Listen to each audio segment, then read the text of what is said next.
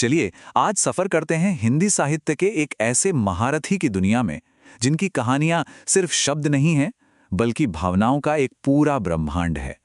आज हम जयशंकर प्रसाद के लेखन की दुनिया में उतरेंगे और समझने की कोशिश करेंगे कि उनकी कलम में आखिर ऐसा क्या जादू था। इस तरह मनुष्य अपने कर्मों को सरलता से भुला सकता है। प्रसाद की दुनिया में हमारा स्वागत इसी एक गहरी लाइन से होता है। जरा सोचिए इस बात पर, हम अपनी जिंदगी में क्या याद रखते हैं और क्या भूल जाना चाहते हैं। बस यही सवाल उनकी हर कहानी की आत्मा है। ये कहानियां सिर्फ घटनाओं का ब्यौरा नहीं है, बल्कि इंसान के मन और उसकी नैतिकता की एक बेचैन करने वाली खोज है। तो सवाल ये है कि प्रसाद ये गहरी खोज करते कैसे हैं? आखिर उनकी कहानी कहने की कला में ऐसा क्या है?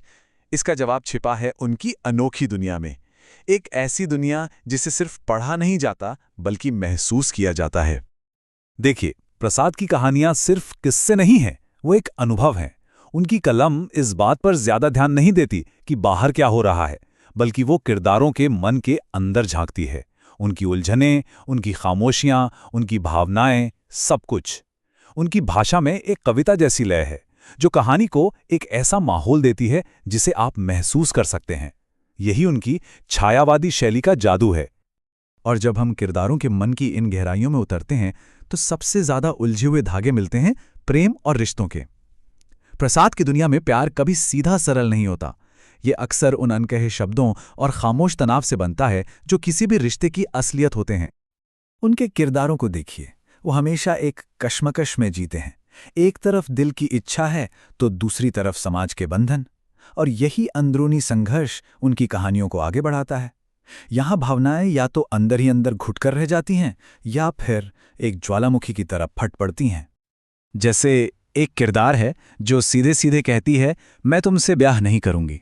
एकदम सीधी, सपाट और तीखी बात।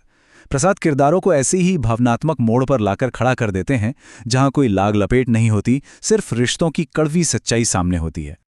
और फिर जब पूछा जाता है फिर किससे तुम्हारा ब्याह होगा, जवाब आता है इनसे। बस इन चंद शब्दों में एक पूरा नाटक सिमट गया है। ये सिर्फ संवाद नहीं है, ये किरदारों की जिंदगी के बड़े फैसलों और आने वाले तूफान की नींव है।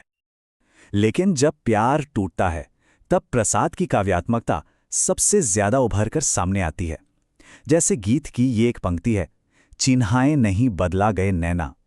ये सिर्फ एक लाइन नहीं है, ये बिछड़ने का वो अनकहा दर्द है जो उनके किरदारों की जिंदगी का हिस्सा बन जाता है।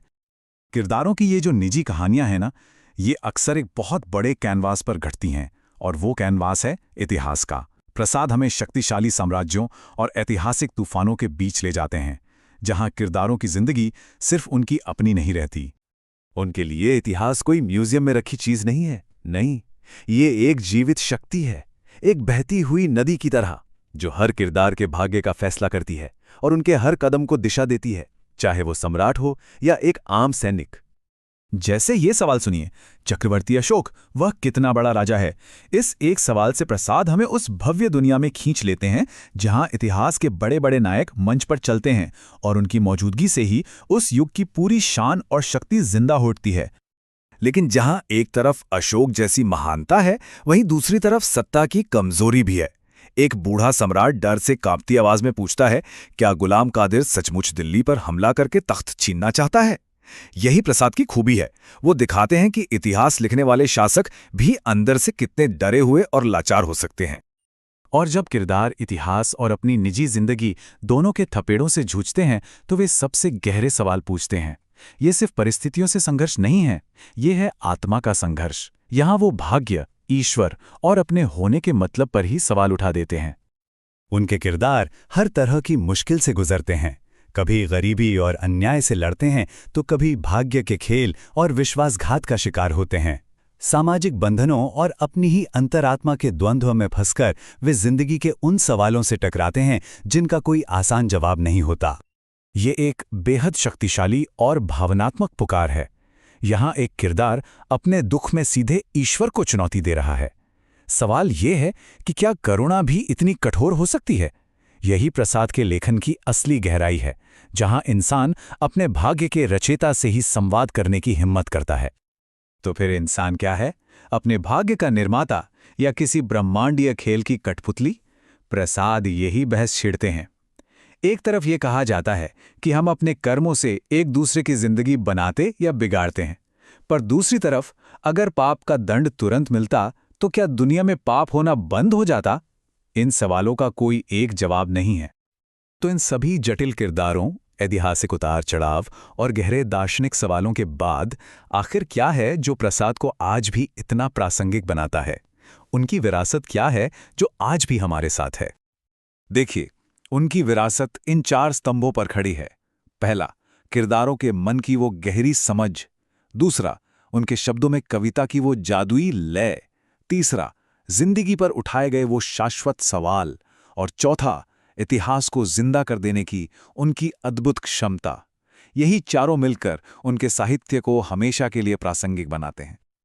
आखिर में प्रसाद हमें याद दिलाते हैं कि अच्छी कहानियां सिर्फ मनोरंजन नहीं होती, वे एक आईने की तरह होती हैं, जिसमें हम अपने मन की गहराइयों को और अपने इतिहास की परछाइयों को देख सकते हैं।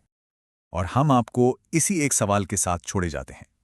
यही वो दार्शनिक कश्मकश है जो प्रसाद के काम की आत्मा है, और शायद यही वो सवाल है जो हमें अपनी जिंदगी के मतलब पर बार बार सोचने के लिए मजबूर करता है।